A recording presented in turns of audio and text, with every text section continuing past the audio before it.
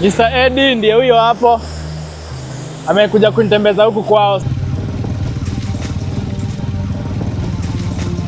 Kirinyaga County, Waterfall number 2 and a special waterfall. So, nimepatana na fan mmoja wangu hapa anaitwa Eddie. Akani invite na huku kwao, akanileta hii place.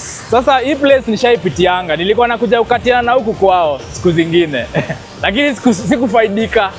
So hii place kuko na waterfall, lakini pia hii ilikuwa project ya power plant kama ile nyingine tuliona huko chini. But unfortunately, the project did not go through. So what we are standing on is just a relic of what could have been an intake of the power plant.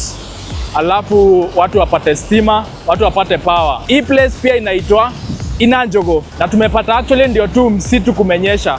So maji inaendelea ikiongezeka. Kama unataka kutembea huku, make sure umefika Karumande, then ulizia hii area. So this is waterfall number 2 of the waterfalls that I'll be showing around in Kirinyaga.